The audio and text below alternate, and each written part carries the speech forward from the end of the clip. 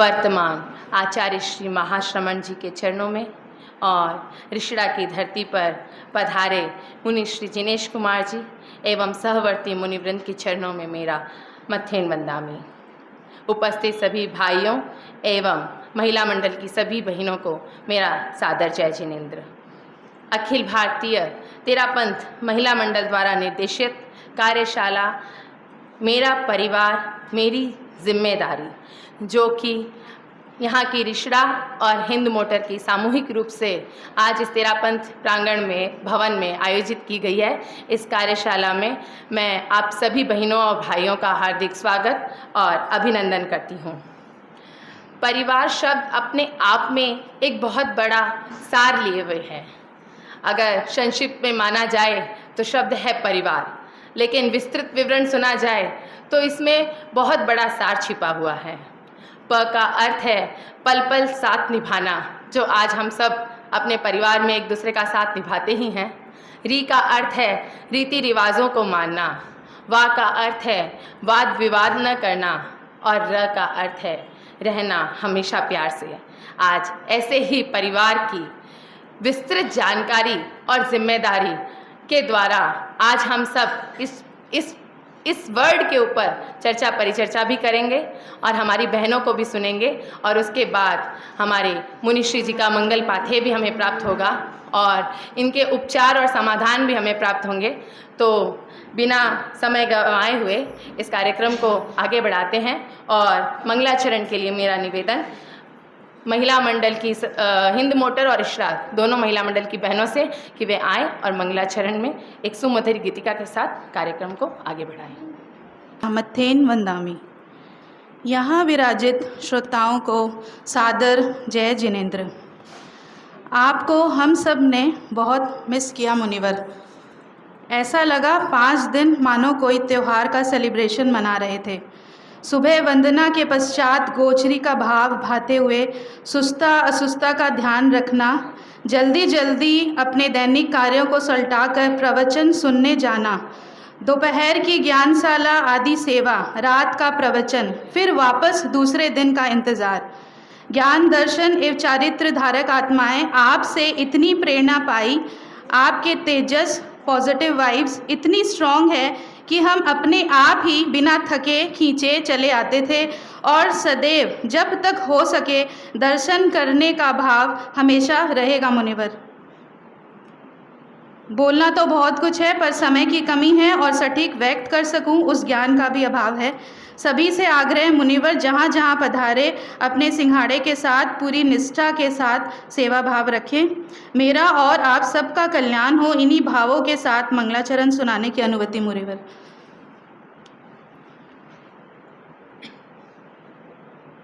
गुरु महाप्रज्ञ को वंदन, गुरु महाप्रज्ञ को वंदन।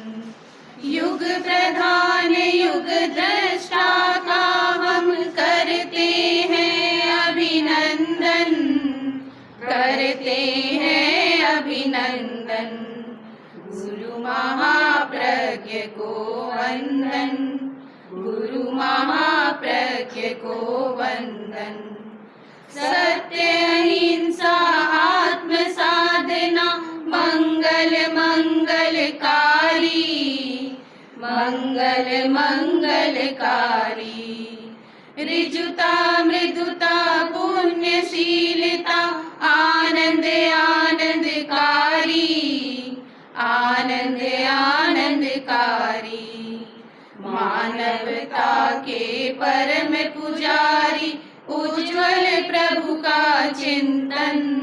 गुरु महाप्रज्ञ को वंदन, गुरु महाप्रज्ञ को वंदन।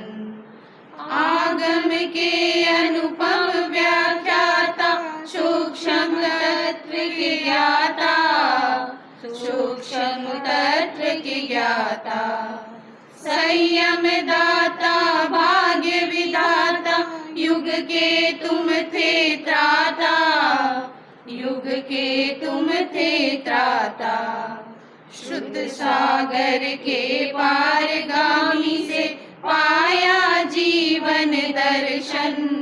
गुरु गुरु महाप्रज्ञ को वंदन, गुरु महाप्रज्ञ को वंदन।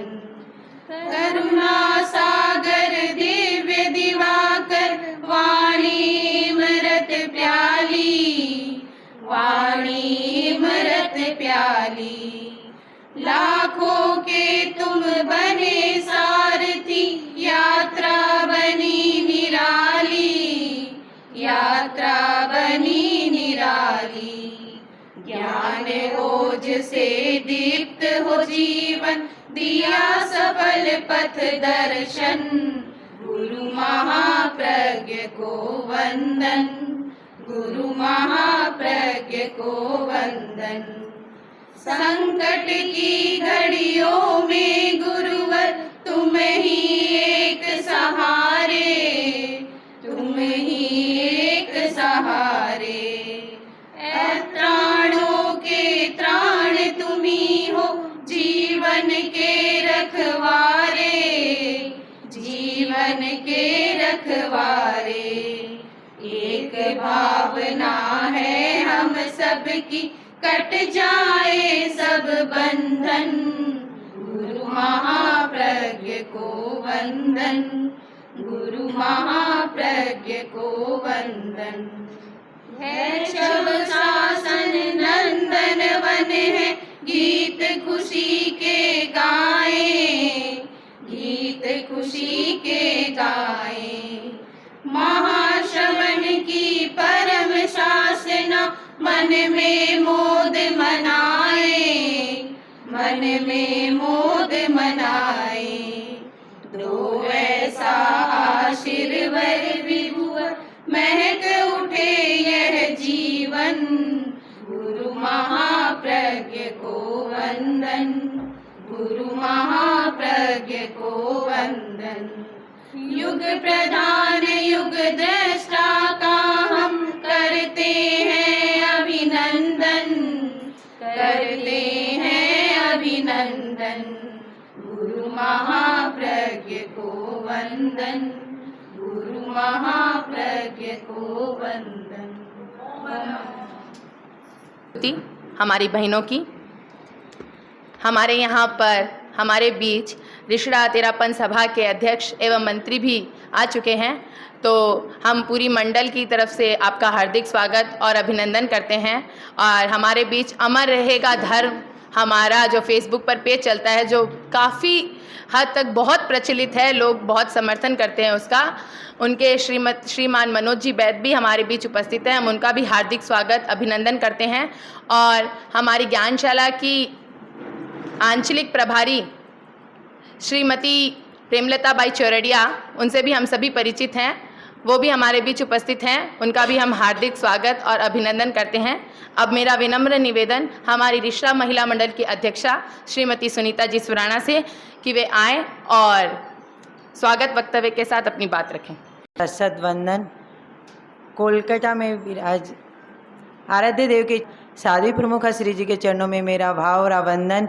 यहाँ विराजित मुनि जिनेश कुमार जी एवं सैव्रत मुनि श्री जी के चरणों में मेरा मथेन वंदा में उपस्थित आज हमारे हिंद मोटर महिला मंडल की पदाधिकारी पूरी टीम और रिश्ड़ा महिला मंडल के सभी पदाधिकारी, कार्य समिति, सभी मंडल के सदस्यों को मेरा और हमारे सभा के अध्यक्ष, मंत्री, कोषाध्यक्ष अमर रहे धर्म हमारा से मनोज जी बैद और ज्ञानशाला प्रभारी प्रेमलता जी, डॉक्टर प्रेमलता जी चौरिया, सभी को मेरा सादर जय जिनेंद्र। आज बड़ा ही हर्ष का, खुशी का है हमारे महिलाओं के लिए कि आज मुनि श्री जी का सानिध्य पाकर हम रिश्ता और हिंद मोटर कहते हैं कि मेरा परिवार मेरी जिम्मेदारी।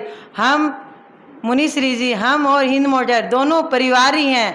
महिलाएं दोनों परिवार एक हो गए तो हमारी दोनों क्षेत्र की जिम्मेवारी है कि हम मुनि श्री जी के सानिध्य में एक छोटी सी कार्यशाला, मुनि श्री जी आपने यह अवसर प्रदान रिश्ड़ा महिला मंडल को दिया, इसके प्रति हम आपका अनंत अनंत करते क्या ज्ञापित करती हूँ कि आप ये अवसर हमें रिश्ड़ा वासियों को मिला कि हम सौभाग्य हैं जो मुनि श्री जी ने एक बार 8 मार्च को भी हमारा ये पूरा व्रत कोलकाता का प्रोग्राम भी हमें दिया, उसके लिए हम मुनिश्री जी के, और आज भी 2-3 दिन का प्रवास कोड़नगर और रिसड़ा मिला के, तो भी मुनिश्री जी ने रिसड़ा महिला मंडल पे असीम अनुकंपा बरसाई है कि मुनिश्री जी, हम ये दिन हमारे लिए तो ऐतिहासिक पल हो गया कि मेरा परिवार की अवस्था है कि हम एकजुट होके एक संगठन होके कि हम परिवार में कैसे रहें, परिवार की, और वो आज हिंद मोटर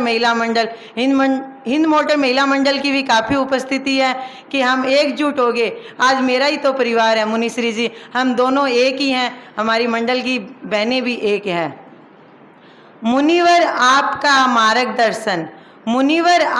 मार्गदर्शन मिला मन चाहा वरदान, हिंद मोटर संघ सजी कार्यशाला, ये हमारा आपका परिवार, ऊर्जा पाकर खिले मन उपवन, अनुपम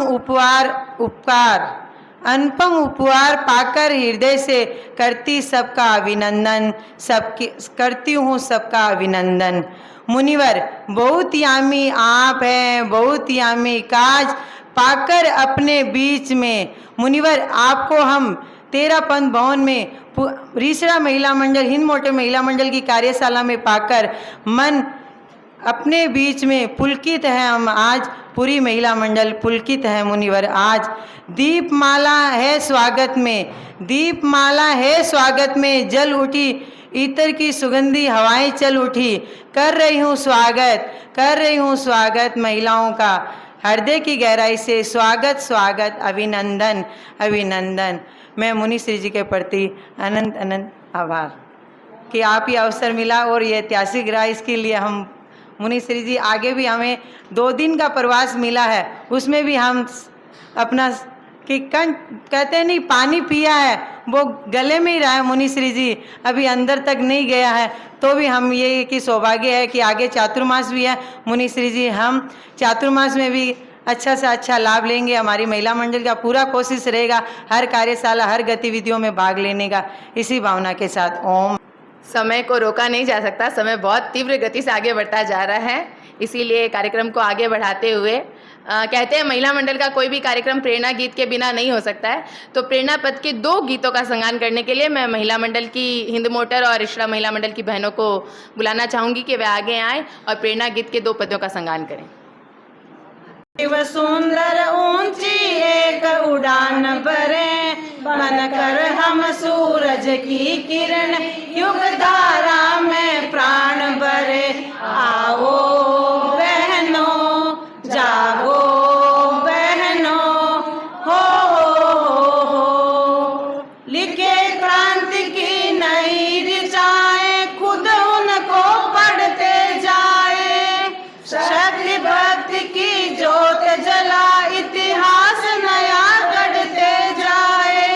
मजबूत इरादों वादों से हम जागृति का आह्वान करें, बनकर हम सूरज की किरण, युग धारा में प्राण भरे। आओ बहनों जागो बहनों, शुभ भविष्य भावी पीढ़ी का नारी की जिम्मेदारी रहे। शुद्धता खान पान की हो पक्की पहरेदारी।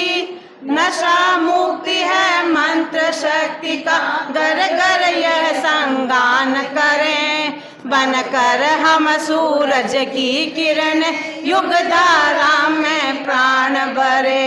आओ बहनों जागो बहनों, हो हुआ जागरण भाग्य उदय से, तुलसी प्रभुवर की आभारी। अलख जगाती रहे रात दिन, जुड़े संग से एक तारी। ऊर्जा पाकर महाश्रमण से चरणों को गतिमान करें। बनकर हम सूरज की किरण, युग धारा में प्राण भरे। आओ बहनों जागो बहनों,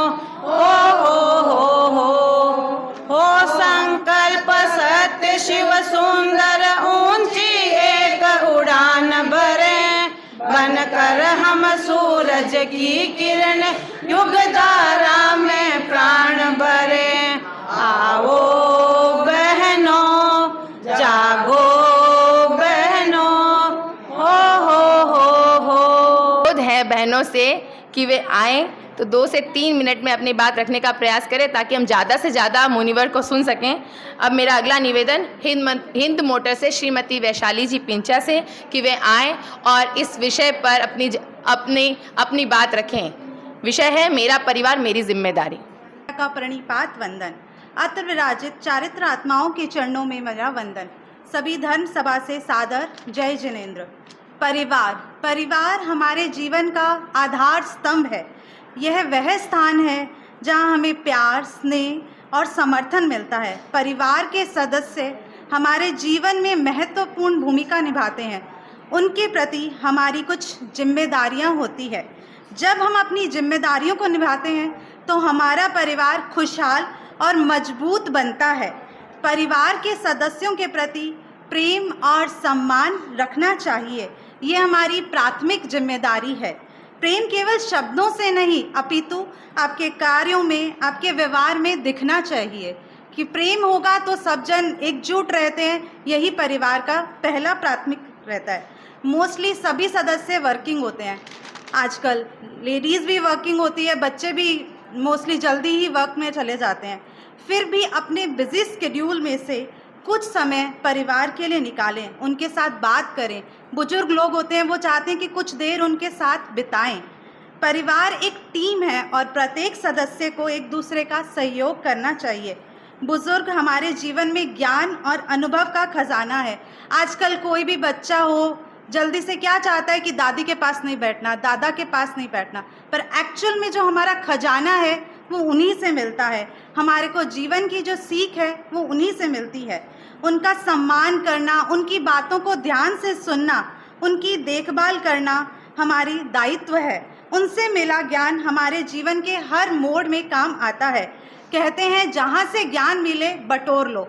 ज्ञान एक ऐसा इन्वेस्टमेंट है जो ज़िंदगी भर आपको रिटर्न देगा। बिना कोई पैसा लगे आपको रिटर्न मिलता रहेगा उसका। बच्चों का सही पालन पोषण करना भी सबसे महत्वपूर्ण जिम्मेदारी है, क्योंकि नई पीढ़ी जो भावी पीढ़ी है वो बच्चों से ही बनती है। सबसे महत्वपूर्ण जिम्मेदारी है उन्हें संस्कार देना, नैतिक मूल्य सिखाना। वे कच्चे घड़े के समान है। जैसे कच्चे घड़े को हम किसी भी आकार में अपनी इच्छा अनुसार आकार दे सकते हैं, वैसे ही उसी प्रकार बच्चों को सही संस्कार और मूल्यों में ढाला जा सकता है। भावी पीढ़ी को संस्कारित करने के लिए हमारे गुरुदेव श्री गणाधिपति तुलसी जी ने एक पौध लगाई थी। गुरुदेव तुलसी का वरदान है ज्ञानशाला, जिसे महाश्रमण जी ने शिखरों चढ़ाया है। यहाँ बच्चों में धार्मिक संस्कार दिए जाते हैं। आज आप देखेंगे जो बच्चे ज्ञान, जैसा मुनिश्री ने एक बार फरमाया था, जो बच्चे ज्ञानशाला आते हैं उसके माता पिता को कभी वृद्धाश्रम जाने की ज़रूरत नहीं पड़ती है। माता पिता अपने बच्चों को अच्छा व्यक्ति बनाने के लिए महत्वपूर्ण भूमिका निभाते हैं। वो चाहते हैं कि बच्चे अगर आज उनको संस्कार देंगे तो आने वाले टाइम में उनका सही रहेगा।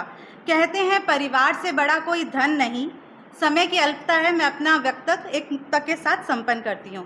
प्यार का बंधन विश्वास का आधार, सब मिलकर करते हैं जीवन को पार।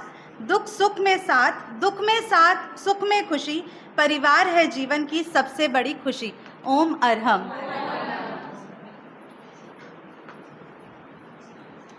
अब मैं बुलाना चाहूँगी हमारे रिश्ड़ा से श्रीमती विनीता जी घोड़ावत से अपने विचारों के साथ। भंते श्रद्धेय पवित्र आत्माओं के चरणों में वंदन। यहाँ उपस्थित सभी को मेरा सादर जय जिनेंद्र। आलोच्य विषय में 2 शब्द चिंतन के हैं, परिवार और जिम्मेदारी। भारतीय समाज में परिवार की अवधारणा पाश्चात्य देशों से अलग है। परिवार समाज की नींव है और महिलाएं इस नींव की सबसे मजबूत कड़ी है। एक महिला न केवल घर की धुरी होती है, बल्कि वह एक माँ, एक बहन, एक बेटी, और एक पत्नी के रूप में सबको साथ लेकर एक साथ जुट रखने की जिम्मेदारी निभाती है। इसके लिए ज़रूरी है सहनशीलता, त्याग, सामंजस्यता, मैत्री, प्रेम, स्नेह की भावना। इस मंच से मैं आपसे ये कहना चाहूँगी कि हमें इस जिम्मेदारी को और अधिक गर्व और आत्मविश्वास के साथ निभाना है। जिम्मेदारी शब्द बहुत व्यापक है, ना समझो तो कुछ भी नहीं और समझे तो बहुत कुछ। परिवार की बात करूं तो सबसे आवश्यक है सेवा की भावना, समर्पण की भावना। सिर्फ भौतिक ज़रूरत पूरी करना, आवश्यकता की पूर्ति करना ही हमारी जिम्मेदारी नहीं। परिवार में हर रिश्ते की अपनी जिम्मेदारी है। मातृत्व एक बहुत बड़ा दायित्व है। एक माँ अपने बच्चे को सिर्फ जन्म नहीं देती, बल्कि उन्हें संस्कार, शिक्षा और जीवन के मूल्य सिखाकर सही दिशा दिखाने की जिम्मेदारी हम पर है। पत्नी के रूप में हमें अपने जीवन साथी का सहयोग और समर्थन करना चाहिए। सशक्त और संतुलित परिवार का निर्माण तभी संभव है जब हम एक दूसरे के प्रति सम्मान और समझदारी दिखाएं। बुजुर्गों का सम्मान और देखभाल करना हमारी संस्कृति का एक महत्वपूर्ण हिस्सा है। हमें अपने माता पिता, सास ससुर और परिवार में सभी बुजुर्गों का ध्यान रखना व उनकी आवश्यकताओं को समझना है और उनके अनुभवों से सीखना है। हमारा परिवार हमारी ताकत है। आज के समय में जब जीवन तेजी से बदल रहा है और तनाव बढ़ रहा है, परिवार की एकता और सहयोग पहले से ही अधिक महत्वपूर्ण हो गई है। हमारी भूमिका सिर्फ घर के अंदर तक ही सीमित नहीं है, बल्कि हमें समाज में भी अपनी जिम्मेदारी को समझना है। हमें अपने बच्चों को अच्छे संस्कार देते हुए अच्छा श्रावक बनने की प्रेरणा देनी है और स्वस्थ समाज संरचना में सकारात्मक भूमिका निभानी है। इस कार्यक्रम के माध्यम से मैं आप सभी से विनम्र अनुरोध करती हूँ कि हम सभी मिलकर ये संकल्प करें कि हम अपने परिवार की हर जिम्मेदारी को निष्ठा और समर्पण के साथ निभाएं। समय सीमा को ध्यान में रखते हुए अतः मैं आप सभी से कहना चाहूँगी कि हम सब मिलकर एक सशक्त और खुशहाल परिवार का निर्माण करें। हमारा परिवार हमारी सबसे बड़ी संपत्ति है और इसकी देखभाल हमारी सबसे बड़ी जिम्मेदारी। ओम अरहम। सुंदर तरीके से हमारी भाई विनीता जी ने अपने भाव रखे और बहुत ही गहरे शब्दों से हमें बहुत अच्छे से समझाया है।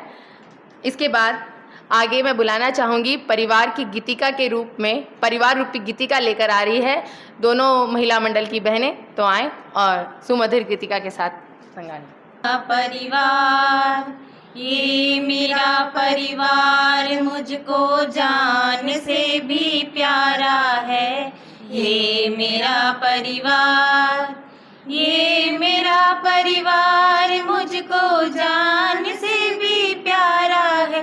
ये मेरा सहारा है।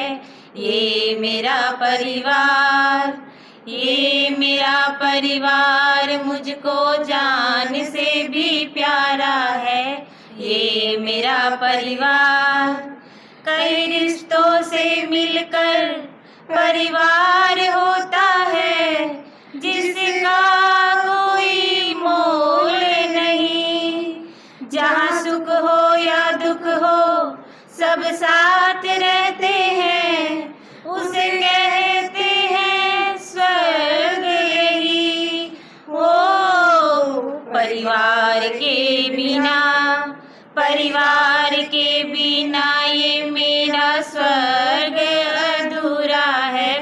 परिवार के बिना, परिवार के बिना ये मेरा स्वर्ग अधूरा है। ये मेरा सहारा है। ये मेरा परिवार, ये मेरा परिवार मुझको जान से भी प्यारा है। ये मेरा परिवार। जहाँ माँ की ममता हो, पिता की हो परवाह, वही जन्नत है मेरा। बच्चों की खुशियों से जहाँ घर आंगन महके, वही सुख का हो डेरा। ओ परिवार के बिना, परिवार के संग लागे हर दिन मुझको न्यारा है। परिवार के संग, परिवार के संग मुझको लागे हर दिन प्यारा है। ये मेरा सहारा है, ये मेरा परिवार। ये मेरा परिवार मुझको जान से भी प्यारा है। ये मेरा परिवार, ये मेरा परिवार मुझको जान से भी प्यारा है। ये मेरा सहारा है, ये मेरा परिवार। ये मेरा परिवार, ये मेरा परिवार। निवेदन हमारे रिषड़ा महिला मंडल की उपाध्यक्ष श्रीमती विनोद देवी दुधोड़िया से कि वे आए और इस विषय पर अपने विचार रखें। वंदन। अत्र विराजित मुनि श्री जिनेश्वर कुमार जी एवं साधु वृंद के सैव्रती साधु वृंद के मथेन मंदा में उपस्थित सभी श्रावक श्राविका समाज को सादर जय जिनेंद्र। आज का विषय है मेरा परिवार मेरी जिम्मेदारी। सहनशील तू अति धीर, यह मेरी कथा। सहनशील तू अति धीर, यह मेरी कथा। अनल मध्य तपे, अनल मध्य तपे, मेरी यही व्यथा, मेरी यही व्यथा। ममता कोमलता शीतलता है मेरी कथा। ममता कोमलता शीतलता है मेरी व्यथा। परिवार समाज की सबसे छोटी इकाई है, यही नींव का पत्थर है। जगत बहुत व्यापक है, पर अच्छे विचार और संस्कार मिलने का व्यापक स्तर है परिवार। हमारा परिवार शांति और धैर्य की प्रथम प्रयोगशाला है। उसकी विशालता का अनुमान नहीं लग सकता। जिस प्रकार बालू के कणों को गिना नहीं जा सकता है, आकाश के सितारों की गणना नहीं की जा सकती है, यही हमारे परिवार का अवदान है।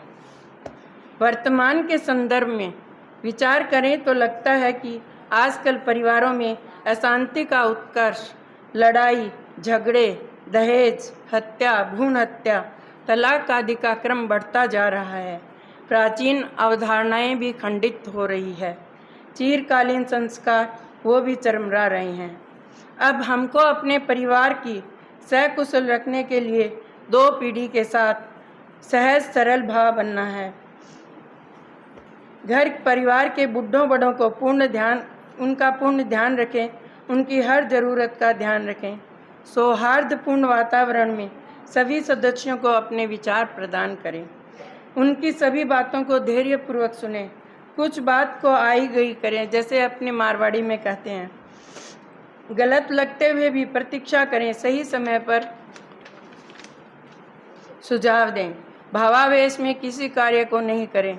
जैसे कल ही मुनिश्री ने फरमाया, एक गरम तो दूसरा नरम, एक बोले तो दूसरा चुप। इसी रीति को अपनाएं तो हो सकता है हमारे परिवार में बहुत शांति रहेगी। आध्यात्म की ज़रूरत है, उसे जगह दें। पहले पाठ में ही पढ़ाएं।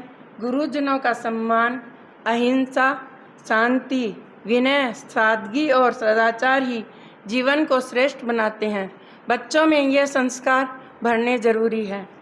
परिवार हमारे जीवन का अभिन्न अंग भी है। परिवार ही है जो हमेशा हमारे साथ खड़ा रहता है। आपस में सामंजस्य बनाकर रहना चाहिए। सभी को दिल से और भाव से प्यार करना चाहिए। एक मुक्त के साथ करूं क्रांति मूर्छित जीवन में, फिर से आ जाए नव स्पंदन। करूं क्रांति मूर्छित जीवन में, फिर से आ जाए स्पंदन। नूतन युग है आज हमारा, मिले बच्चों को प्यार, बड़ों को बहुमान सम्मान। ओम हर।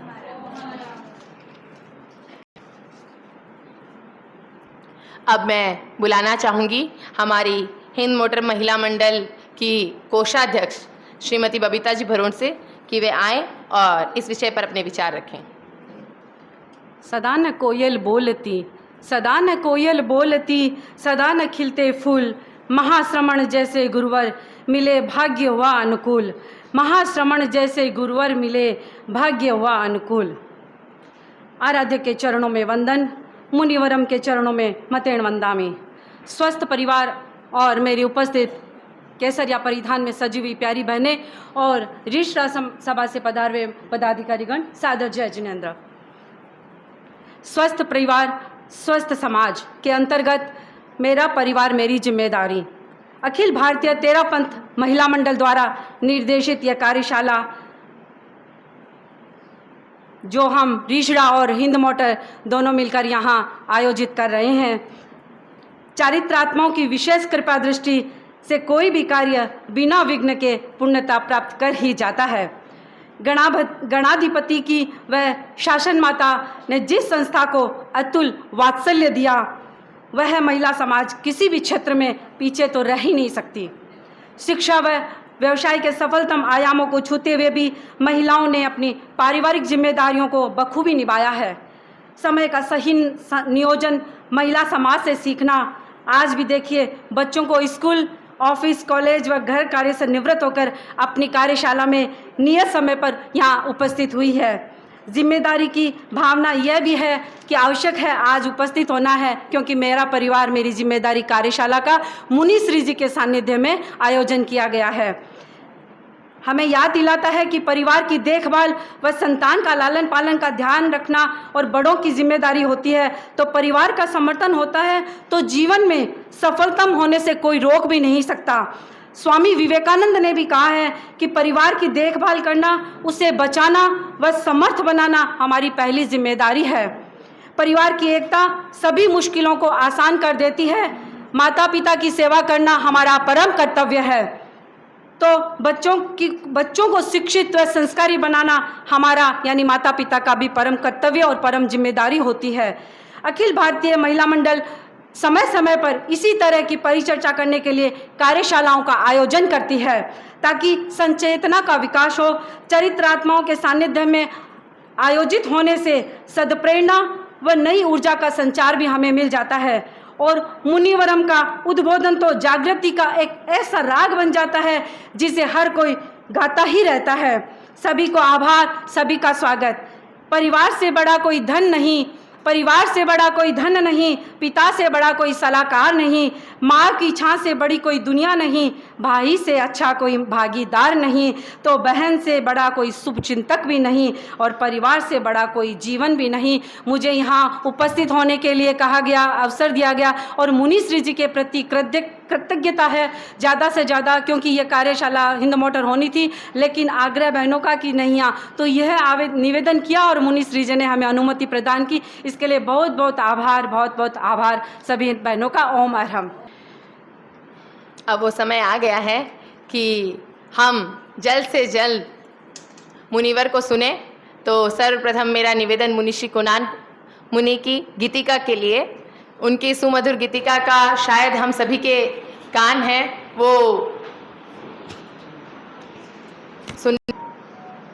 घर को स्वर्ग बनाए हम, घर को स्वर्ग बनाए हम, एक दूसरे की सेवा में कदम बढ़ाए हम, घर को स्वर्ग बनाए हम, घर को स्वर्ग बनाए हम। परिकर है गंगा की धारा, परिकर तीरथ नामे, सुख दुख में सब साथ रहे हम, परिकर है स्वामी। एक सूत्रता सब में आए, अलख जगाए हम घर को स्वर्ग बनाए हम घर को स्वर्ग बनाए हम। हर सदस्य घर आंगन की जिम्मेदारी समझे। छोटी मोटी बातों में बिन कारण क्यों उलझे। समता दमता अनुकंपा का भाव बढ़ाए हम घर को स्वर्ग बनाए हम घर को स्वर्ग बनाए हम। मित भाषी मित व्ययी बने हम बने विमल आचारी। श्रद्धा सेवा और समर्पण चिंतन हो अविकारी।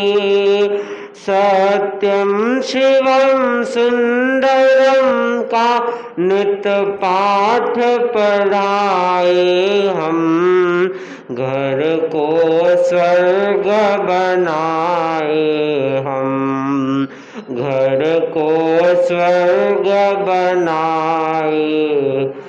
एक दूसरे की सेवा में कदम बढ़ाए हम घर को स्वर्ग बनाए हम घर को स्वर्ग बनाए हम।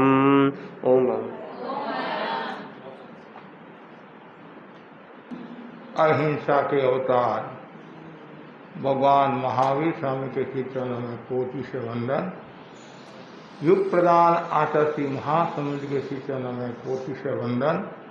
मुनिवृंद, उपस्थित धार्मिक प्रेमी भाइयों बहनों, कार्यशाला के अंतर्गत आज का विषय है मेरा परिवार मेरी जिम्मेदारी। मनुष्य सामाजिक प्राणी है, पर समाज में जीता है और समाज की महत्वपूर्ण जो इकाई है वह है परिवार। परिवार समूह चेतना का प्रतीक है। परिवार जीवन की प्रयोगशाला है। परिवार सर्वव्यापी संस्था है। परिवार बगीचा है। परिवार गुरुकुल वास है। परिवार का अर्थ है जिसे चारों ओर से स्वीकार किया जाए उसका नाम है परिवार। जो सुख दुख में साथ रहते हैं, सुख दुख साथ में जो भोगे जाते हैं उसका नाम है परिवार। निकटवर्ती व्यक्तियों के समूह का नाम परिवार है। 7 वार बताए गए हैं और 8वां वार परिवार है।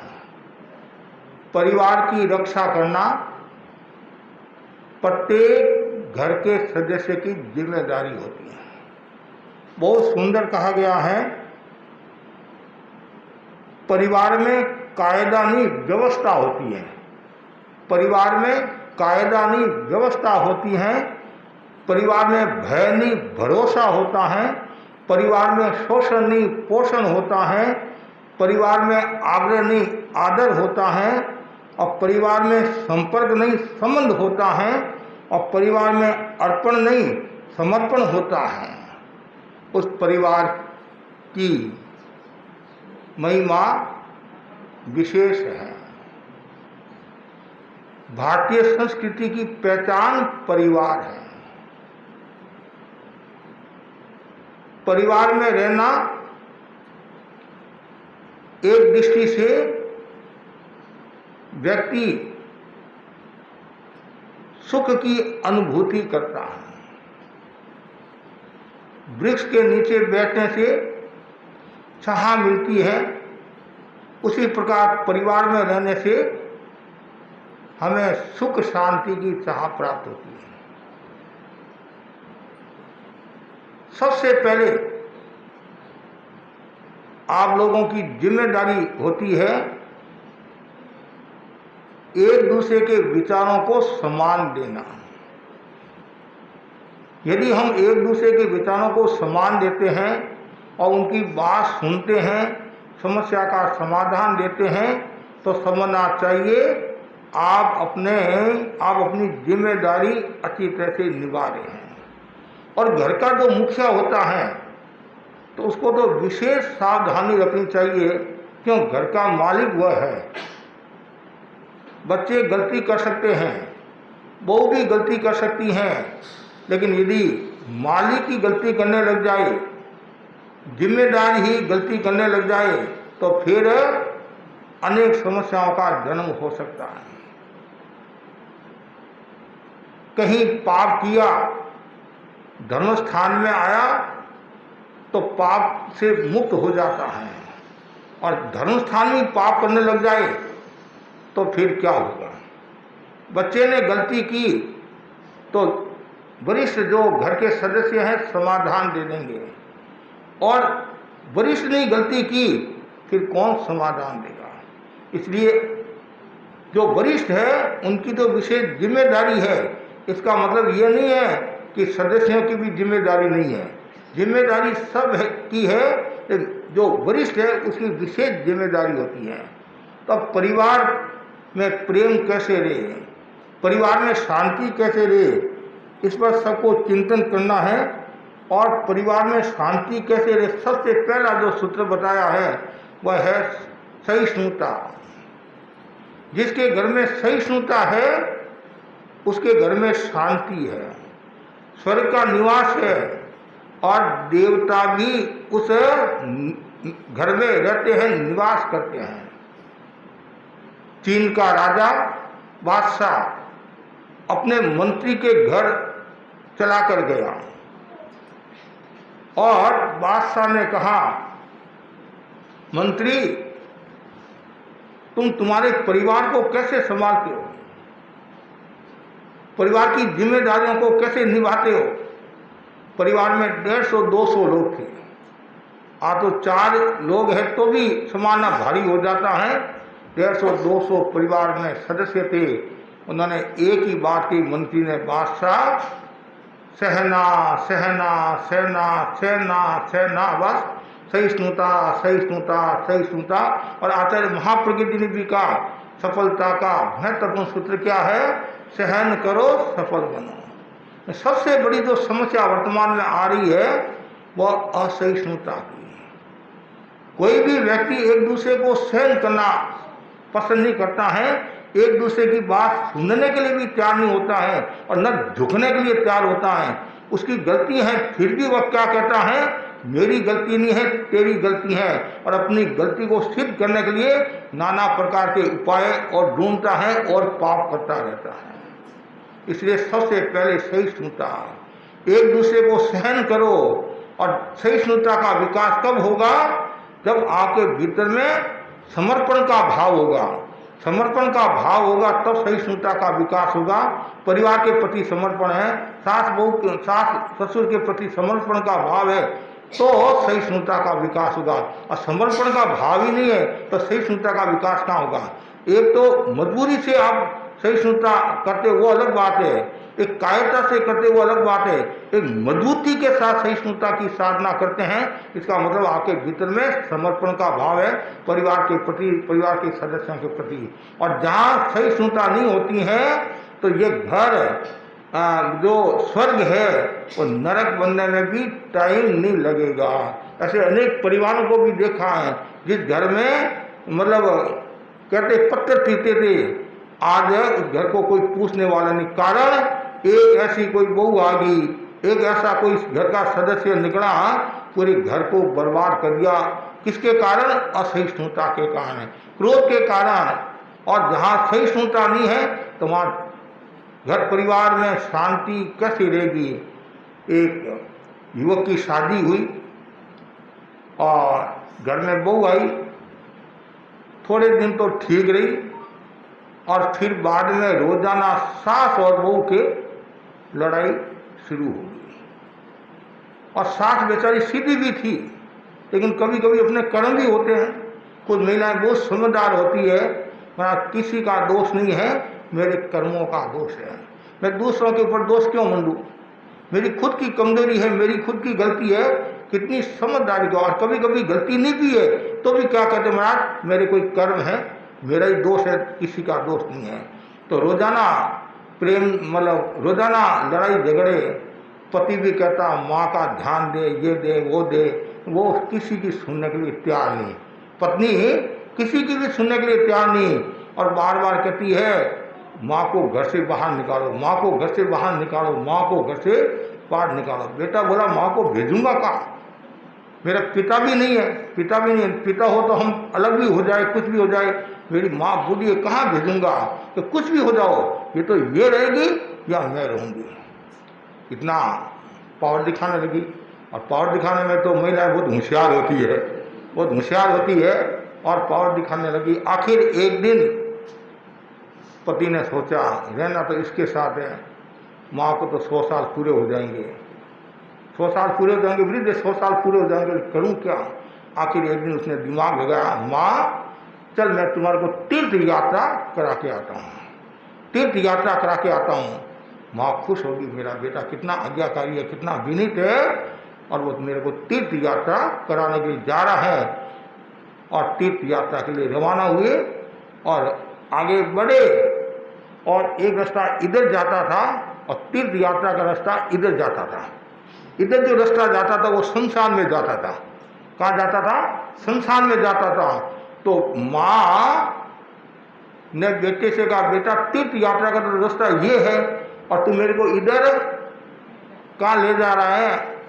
तो बेटा बोला बस यही तीर्थ यात्रा है, यही तीर्थ यात्रा है।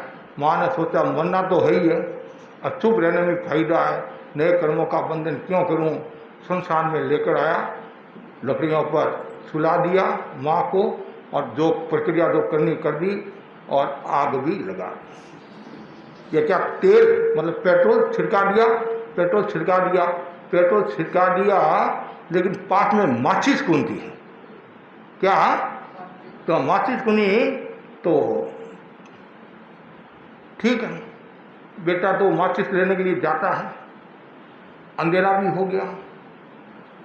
और इधर क्या होता है, शमशान के पास ही वृक्ष था और वृक्ष अच्छा था, छाया देने वाला भी था, आदि था। और रात का समय और कहाँ जाऊं, और सघन वृक्ष था। उसने सोचा कि मैं ऊपर जाकर बैठ जाऊं, नहीं तो बेटा आएगा माचिस लेकर टोली लगाएगा, मैं तो मर जाऊंगी। और कोई भी मरना कोई नहीं चाहते, सब जीना चाहते हैं। 90 वर्ष की हो, 80 वर्ष की हो, 10 साल का हो, कोई मरना नहीं चाहता। तत्काल वो होशियारी से लकड़ियाँ में से निकल गई और वृक्ष के ऊपर जाकर बैठ गई। इतने में वो बच्चा आया और उसने क्या किया, माचिस से तुली लगा दी और वो तो चला गया।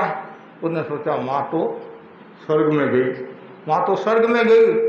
और ये माँ जी ऊपर जाकर बैठ गई और वृक्ष के नीचे 4 चोर चोरी करके आए और वो वहाँ बंटवारा करे थे धन का। तो बंटवारा करे थे, एक चोर बोला बंटवारा सही तरीके से करना, नहीं ऊपर भगवान है। क्या कहा? ऊपर भगवान है, वो फिर किसी को छोड़ेगा नहीं।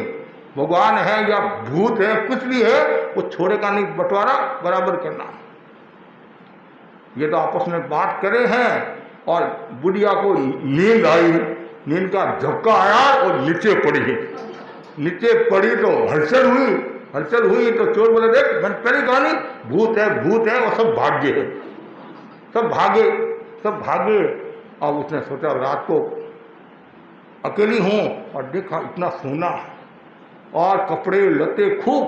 उसने सोचा मैं तो न्याल होगी और एकदम नए कपड़े पहनकर, आभूषण पहनकर, खूब 2 अटैची भरकर सोना और रात को 12 बजे घर आती है।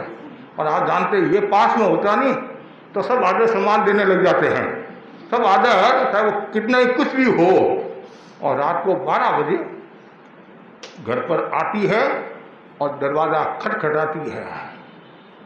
बेटा दरवाज़ा खोल, बेटा दरवाज़ा खोल। बेटे ने सोचा माँ तो ऊपर गई, माँ तो ऊपर गई और ये कैसे आ गई? क्योंकि वो भूतनी बनकर तो नहीं आई है, भूतनी बनकर तो नहीं आई है, तो मुश्किल हो जाएगी। अब बहू भी भयभीत होगी कि खा नहीं जाए, खा नहीं जाए, खा नहीं जाए। और बेटा भी बेचारा डर रहा है।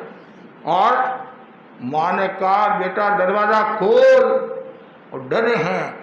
आखिर बहू ने एक छोटी सी खिड़की थी, खिड़की में से देखा कि और कोई दूसरा तो कोई नहीं है, कोई भूतनी या और कोई दूसरा तो कोई नहीं है। देखा है तो सासू जी है, सासू जी और नए कपड़े पहने हुए हैं और आभूषण इतने हैं और 2 अटैची हाथ में हैं। ये क्या बात है? माँ ने कहा बेटा दरवाज़ा खोल। बेटा बोला माँ तू तो ऊपर गई नहीं स्वर्ग में, तुम्हें स्वर्ग में गई एकदम सही बात है, लेकिन ऊपर जो देवता थे उन देवता ने कहा अभी तुम्हारा समय नहीं आया है और मेरे को धर्म बहन बनाया है और खूब धनमाल साथ में दिया है, इसलिए मैं घर में आना चाहती हूँ, दरवाज़ा खोल। तो धनमाल तो साथ था ही, पहना हुआ भी था। तो वो ने कहा दरवाज़ा खोल दो, दरवाज़ा खोल दो, मौज ही मौज, मज़ा ही मज़ा है। और दरवाज़ा खोला, दरवाज़ा खोला। माँ ने प्रवेश किया, जैसे लक्ष्मी प्रवेश करती ना रिमझिम करती, वैसे माँ ने प्रवेश किया तो सबने स्वागत किया, वेलकम वेलकम वेलकम। पहले तो भीड़ कम, अब वेलकम हो गया, वेलकम हो गया। और माँ का स्वागत किया, सब बैठे किए, सब सुख दुख की बात तो उसने वो पहले बता दिया, फिर और बता दिया, ऐसी ऐसी बात हुई। अब बहू के मन में आया मैं भी स्वर्ग में जाऊंगी। क्या कहा? मैं भी स्वर्ग में जाऊंगी और मैं भी धर्म भाई बनाकर खूब धनमाल लेकर आऊंगी। सासू होशियार है तो मैं भी कम थोड़ी हूं। तो उसने कहा मैं भी जाऊंगी। पति ने खूब समझाया, ऐसे मरा थोड़ी जाता है, कुछ भी जैसे ये आए वैसे मैं भी जाकर आ जाऊंगी। बहुत समझाया, बहुत समझाया, बहुत समझाया। और आखिर माँ ने कहा बेटा इसका मन है तो जाने दे, नहीं इसका मन है तो जाने दे, लेकिन तू ध्यान रखना माचिस मत भूलना, माचिस मत भूलना। और तो कोई बात नहीं, माचिस मत भूलना। वो समझा नहीं क्या बात है, क्या कुछ है। अब जैसे ही उसको लेकर गया, लकड़ियों में सजा दिया, पेट्रोल डाल दिया, आग भी लगा दी, और परिणाम ये आया थोड़ी देर के बाद में मृत्यु को प्राप्त हो गई। 1 घंटा बीता, 2 घंटे बीते, 3 घंटे बीते, 4 घंटे बीते। अब आए, अब आए, अब आए। बेटा बोला माँ आई तो नहीं अभी तुम्हारी बहू? 12 बज गए, 1 बजे आएगी, आएगी, आएगी। अब कब आएगी? कि घोड़ा मरने के बाद में वापिस कोई आता है क्या? मरने के बाद में वापिस कोई आता है? तू कैसे आई? मैं मरी थोड़ी है। तू माचिस लेने के लिए गया और पीछे से मैं लकड़ियों में से निकलकर वृक्ष के ऊपर जाकर बैठ गई। उसी वृक्ष के नीचे 4 चोर आए हुए थे और वो बंटवारा की बात को लेकर करे थे। और एक बोला तुम ध्यान रखना ऊपर भूत है, भगवान जो भी भूत है तो ध्यान रखना नहीं तो भूत खा जाएगा।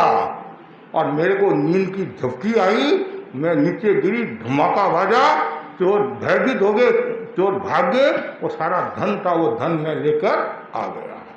आ गई। ये एक कहानी है। जिसके मन में जैसी भावना होती है वैसा ही परिणाम आ जाता है। वही कोई मन में गलत भावना थी, दुर्भावना थी, असहिष्णुता की भावना थी, द्वेष की भावना थी, जिसके कारण ये सारी समस्या आई। उसमें बहुत थोड़ा झुक जाती, थोड़ा ध्यान रखती तो उसका राज हो जाता। लेकिन व्यक्ति के भीतर में ये असहिष्णुता ऐसा तत्व होता है, वह किसी को पनपने नहीं देता है, आगे बढ़ने नहीं देता है। तो सबसे पहली जो जिम्मेदारी है परिवार के सदस्यों की जिम्मेदारी है, वह है सहिष्णुता की साधना करो, सहन करो। जितना ज़्यादा सहन करोगे उतना ही आपको लाभ मिलेगा। और हमारा आत्मा का जो गुण है, आत्मा के अनेक गुण हैं, उनमें एक गुण कौन सा है? सहिष्णुता है। और जितनी ज़्यादा सहिष्णुता होगी उतनी आपको ऊर्जा मिलेगी और उतनी आपकी शक्ति बढ़ेगी। और दूसरा है परिवार को स्वस्थ अच्छा बनाने का जो सूत्र है वह है प्रेम भाव। सबसे महत्वपूर्ण बात है, ढाई अक्षर प्रेम का पढ़े सो पंडित हो। कहते हैं ढाई अक्षर प्रेम का, पोथी पढ़ जगमुआ, कहते हैं पोथी पढ़ कर जगमुआ पंडित भयान कोय। और ढाई अक्षर प्रेम का पढ़े सो पंडित हो। कितना सुंदर है। पोथी पढ़कर पंडित सब कुछ हो गए होंगे, लेकिन वास्तव में वो पंडित नहीं है। पंडित वह जो ढाई अक्षर प्रेम का, प्रेम प्रेम प्रेम, चारों ओर प्रेम का यदि निवास है तो समझना चाहिए घर स्वर्ग में है, और प्रेम नहीं है तो कुछ भी नहीं है। आपके पास में धन है, दौलत है, सत्ता है, वैभव है, सब कुछ है, अच्छे कपड़े हैं, बढ़िया सोना चांदी सब कुछ है, लेकिन आपस में घर में प्रेम नहीं है तो कुछ भी नहीं है। प्रेम की मड़ाई जरूरी है। मड़ाई नहीं हो तो कम से कम चिकनाई भी काम आती है, चिकनाई भी काम आती है। प्रेम की जो मड़ाई चिकनाई वो शक्तिशाली देने वाली होती हैं। और जिस घर में पैसा नहीं है, धन नहीं है, दौलत नहीं है, प्रेम है तो सब कुछ है। जहाँ प्रेम है, संप है, वहाँ संपत्ति है। कितना सुंदर कवि ने लिखा है कि जहाँ प्रेम है वहाँ शांति है, संपत्ति है, सत्ता है और सब कुछ है। और प्रेम नहीं है तो कुछ भी नहीं है। इसलिए बार बार भावना भाव मेरे भीतर में प्रेम का भाव जगे। जहाँ प्रेम होगा तो वहाँ सब कुछ होगा, और प्रेम नहीं है तो कुछ भी नहीं होगा। आज जो घरों में जो समस्या आती है उनका बड़ा कारण क्या है? एक दूसरे को प्रेम नहीं देना। प्रेम नहीं देते हैं तो फिर क्या होता है?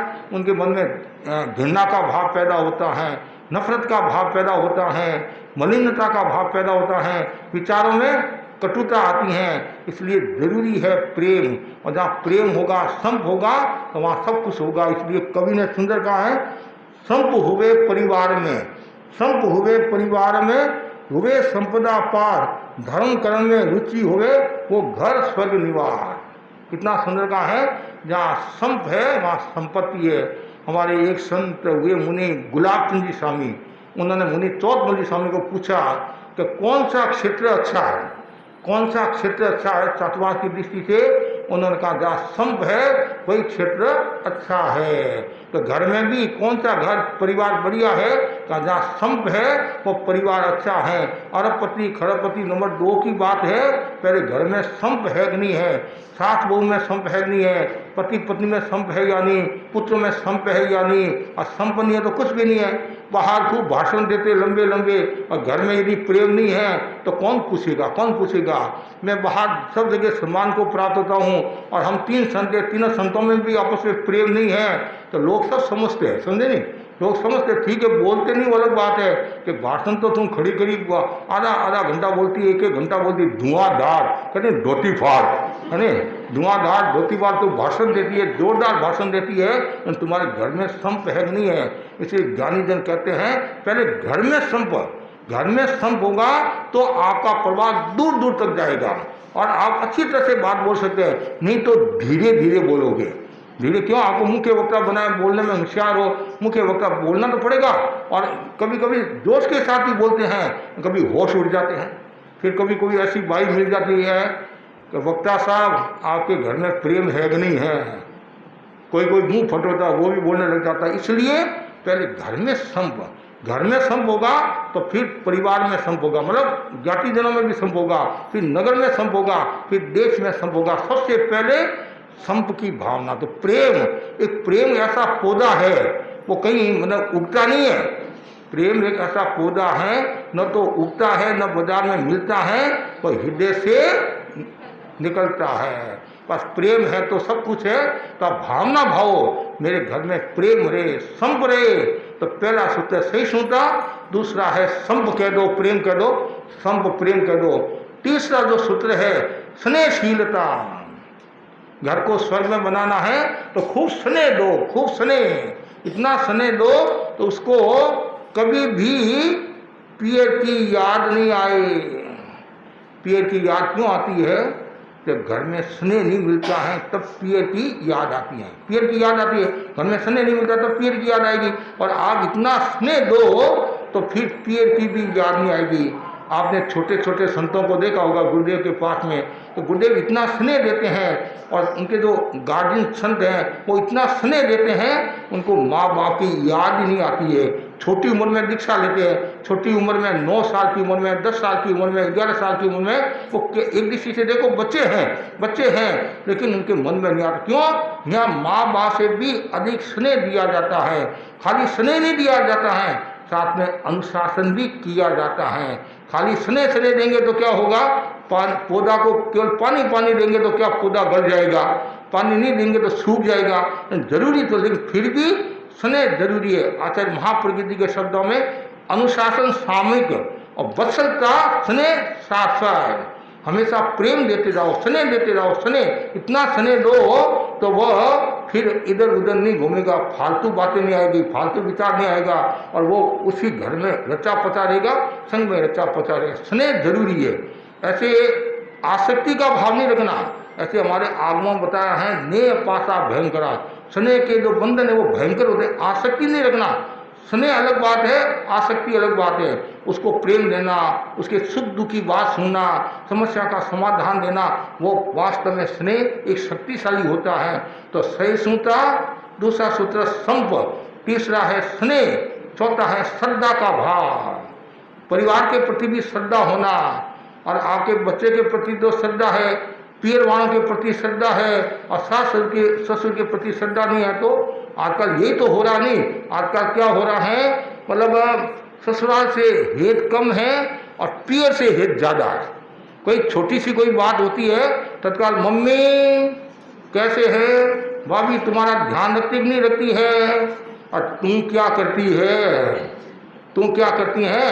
अरे वो तो पियर है नहीं, वो मेहमान है, ये तुम्हारा मेजबान है। तो उस माँ की चिंता मत कर, पहले सासू की चिंता कर। सासू की चिंता करेगी तो माँ की चिंता स्वतः मतलब उनको समाधान मिल जाएगा। कि माँ करती रहेगी तो फिर कुछ नहीं है। जब वो पियर वाले आते हैं, पियर वाले आते नहीं, तब वो पतिदेव को क्या कहते हैं, रेलवे स्टेशन जाओ, गाड़ी लेकर जाओ, मेरे माँ बाप आ रहे हैं, लेकर आओ। और वही ससुराल वाले आगे, ससुराल वाले आगे तो खास बात नहीं है, यहाँ टोटो मिलता है, टैक्सी में आ जाएंगे, टोटो में आ जाएंगे। ये क्यों? ये भेदभाव क्यों? ये थारी मारी का भाव आ गया। ये तेरा है, ये मेरा है, ऐसा कभी भाव नहीं आए। ऐसा भाव आएगा तो घर में शांति नहीं रहेगी। तो आपकी जिम्मेदारी का ही नहीं। जिम्मेदारी तो पहले ये होती है, पराये को अपना बनाओ। पराये को अपना बनाते हैं, आपके घर पर मेहमान आते हैं, उनको आप स्नेह देते हैं, उनके प्रति श्रद्धा रखते हैं, तो वो जिंदगी भर तक आपके उपकार को नहीं भूलेंगे और जिंदगी भर तक आपके व्यवहार को नहीं भूलेंगे। इसलिए श्रद्धा। और यदि परिवार में शंका है तो फिर परिवार टूटेगा, परिवार में विघटन पैदा हो जाएगा, बिखर जाएगा। और छोटी छोटी बातों में शंका हो जाती है। उदाहरण के लिए माँ बेटी बात कर रही है और बहू आ गई और उनकी बात पूरी होगी, शायद पूरी होगी, वो क्या सोचती है, मेरे को देखकर बात मन की है।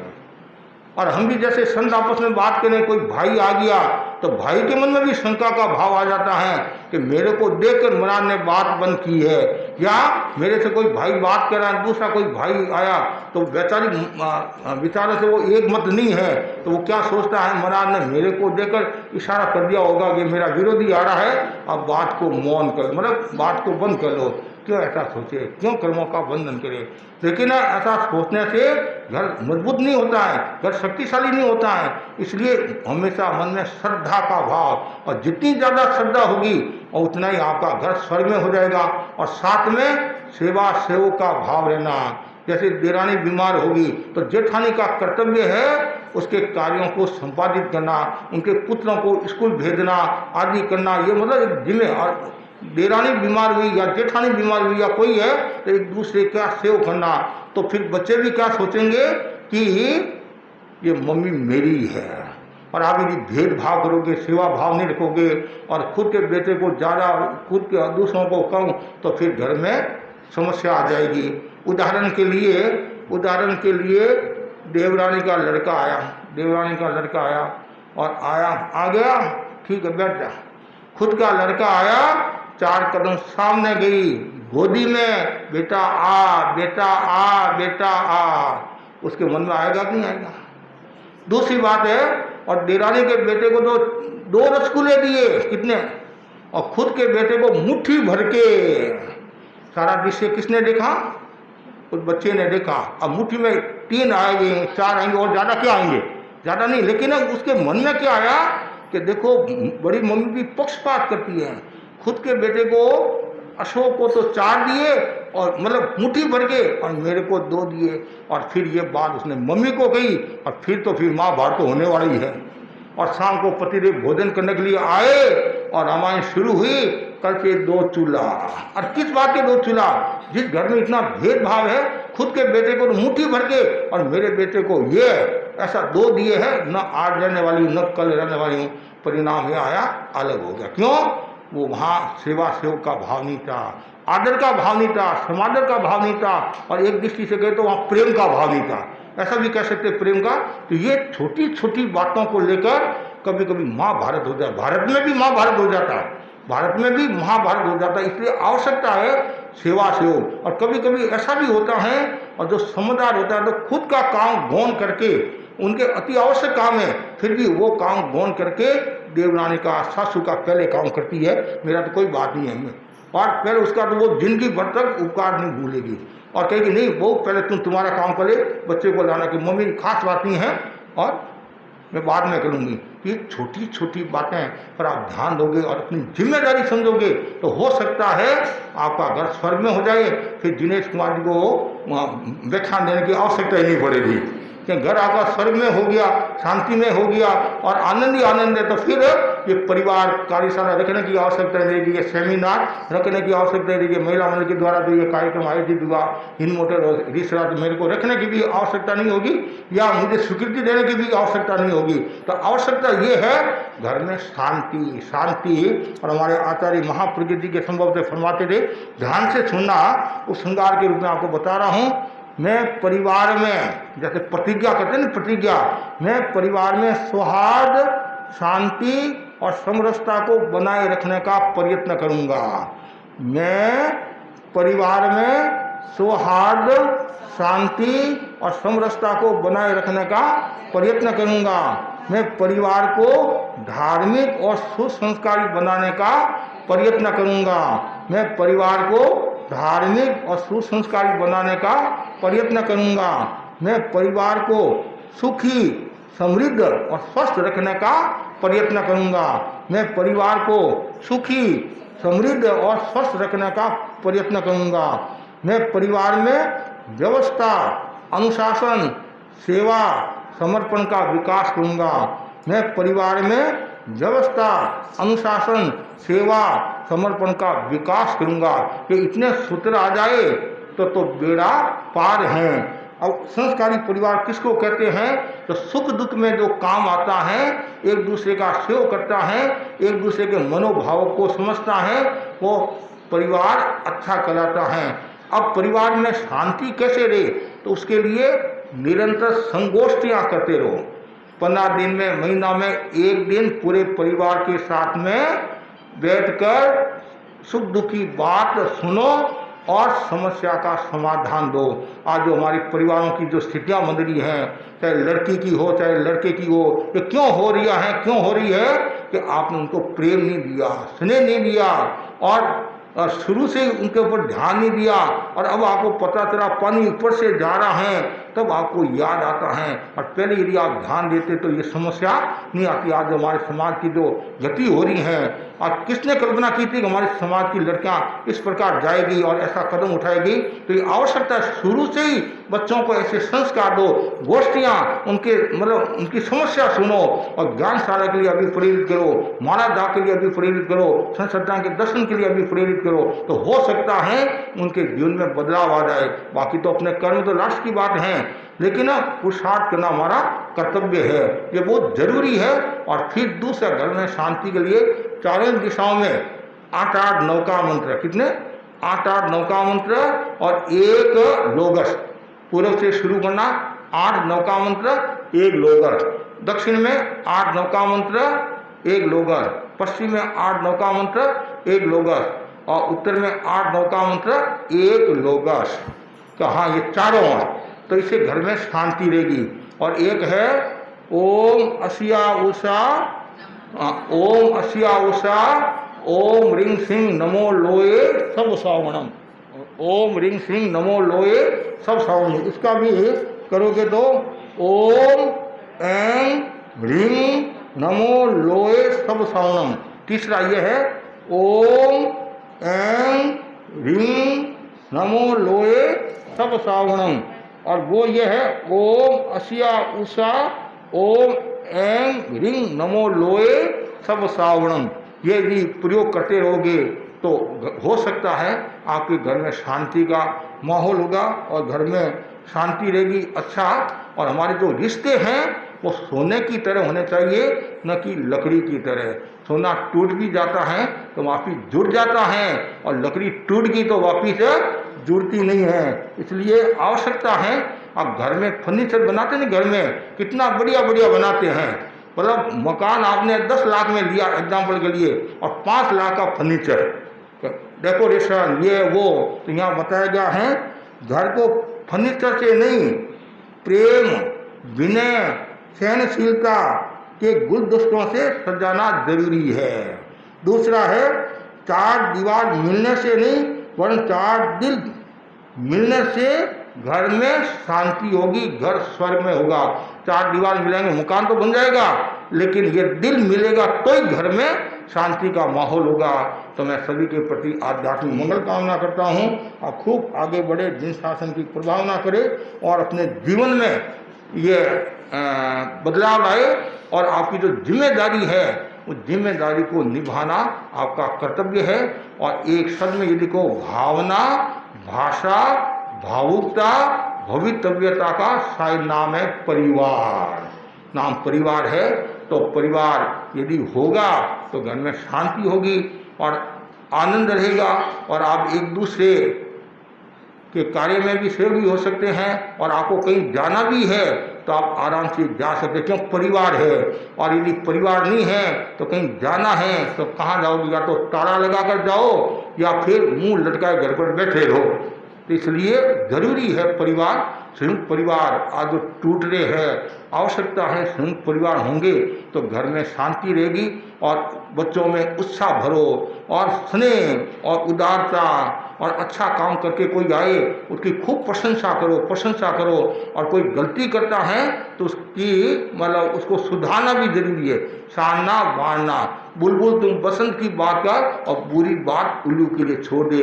हमारी जो दृष्टि है वो दुर्योधन की नहीं होनी चाहिए, युधिष्ठिर की दृष्टि होनी चाहिए। और युधिष्ठिर की दृष्टि होगी तो क्या होगा, घर में सकारात्मक भाव होगा, और दुर्योधन की दृष्टि होगी घर में नकारात्मक भाव होगा। और नकारात्मक भाव है तो वो घर में विघटन पैदा करने वाला होता है, और सकारात्मक भाव है वो घर को स्वर्ग में बनाने वाला होता है। तो बहुत सुंदर है, इस पर तो खूब बोले जितना थोड़ा है। और समय 4 बज गए हैं, घड़ी भी कहती है मौन कर लो। तो इसलिए आवश्यकता है कि हाँ, ज़्यादा से ज़्यादा भाई बहन और एक दूसरे के कार्य में सहयोगी बने, और धर्म ध्यान की बात करते रहे, अध्यात्म की बात करते रहे, और भगवान महावीर की गुरुवाणी सुनाते रहे, ताकि घर में शांति का माहौल बना रहेगा। तो रीसरा और हिंदू मोटर महिला मंडल को खूब साधुवाद और खूब शासन की प्रभावना करे, इसी आशा था। ओम। हमारी दल की मंत्री भाव भरा वंदन यहाँ विराजित मुनि श्री एवं सहवर्ती मुनि श्री जी को मेरा मथेन बंदा में क्योंकि बातें करते हैं। जिम्मेदारी और कर्तव्य की भावना जग जाए तो व्यवस्थाएं व्यवस्थित हो सकती है। आज की कार्यशाला में परिवार के प्रति हर व्यक्ति की क्या जिम्मेदारी है और इसे कैसे निभाया जाए, इस पर चर्चा हुई। निष्कर्ष यही है कि महिलाओं पर यह जिम्मेदारी ज़्यादा हो जाती है कि वह कैसे अपने परिवार में संस्कारों का बीज रोपण करें। समय अमूल्य है। आज आप सभी की उपस्थिति सराहनीय है और सबसे दुर्लभ मुनिवर का सानिध्य है। कम प्रवास में भी हमें कार्यशाला के लिए समय प्रदान किया। सभा के पदाधिकारी गणों के प्रति भी आभार व्यक्त करती हूँ जिन्होंने हमें व्यवस्थाएं प्रदान करी। हिंद मोटर की महिला मंडल के प्रति भी आभार जिन्होंने हमारे आग्रह का मान रखा और अपनी टीम के साथ यहाँ पधारी। पूरी कार्यशाला की परियोजना हिंद मोटर की महिला मंडल की कार्यशाला प्रभारी बबीता जी बुरुट के संयोजक में रही। उनके प्रति भी आभार व्यक्त करती हूँ। आज के कार्यक्रम का सफल संचालन मधु जी ने किया, उनके प्रति भी आभार। नहीं होता, अपनों का कोई आभार नहीं होता, फिर भी यह परंपरा चलती आ रही है। तो इसी कड़ी में आभार करती हूँ सर्वप्रथम मुनिवर जी का जिन्होंने अपना अमूल्य समय हमें प्रदान किया व इस विषय पर विस्तृत जानकारी दी। अमर रहे धर्म के मनोज जी वैद का मैं आभार व्यक्त करती हूँ जिन्होंने